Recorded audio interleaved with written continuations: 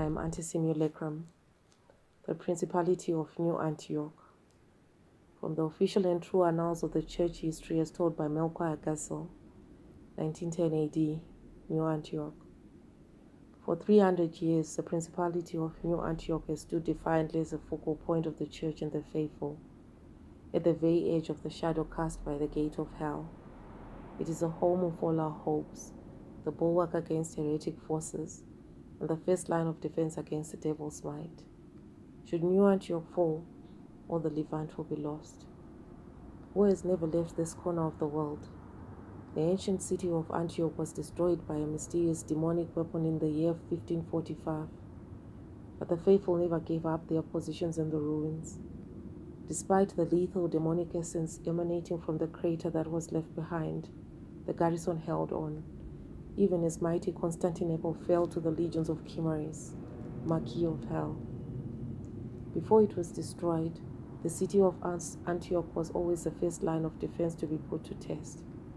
Thus, it is no wonder that in the year 1559, the Sword Congress of Vienna agreed to rebuild and fortify the city, and that a yearly tithe is to be sent to New Antioch by all the faithful nations, though this levy is rarely in the form of coin.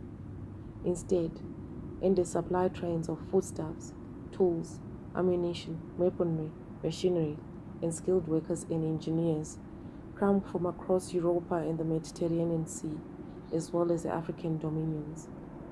Keeping the supply route open is a constant game of cat and mouse, as heretic infiltrators and raiders harry the caravans and ships that allow the principality to exist to this day. Since those days, New Antioch has grown to be the most important fortress city in the world, the sword and shield of Europa and Africa.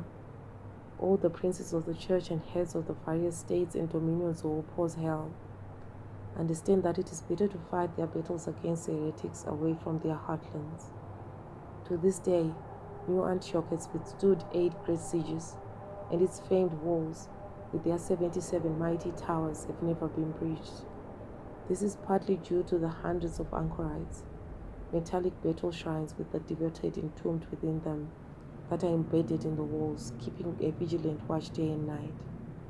More than anything else, it is the volunteers who come to serve under the banner of Christ that ensure the continuous existence of the principality. Thus, in the streets of the city, one can hear hundreds of languages and dialects.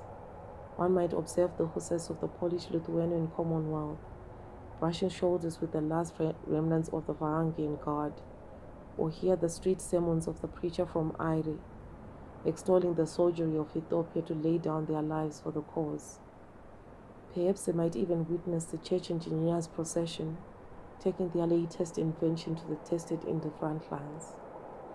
This all happens under the watchful eyes of the Office of Propagation of Virtue, that tirelessly patrol the streets. While they are quite happy to turn a blind eye to the revelries of the soldiers, they ferociously persecute even the slightest deviation from church doctrine. The execution of heretics is a weekly spectacle that draws immense crowds. Factories spew black smoke as newly constructed tanks roll out of the workshops. Foundries burn white hot day and night in order to keep the artillery battalions, the pride and joy of New Antioch, at full strength. In the techno-laboratories of the city, the church toils away in creating the superhuman communicants, empowered by the cloned flesh of the blood and blood of the Redeemer.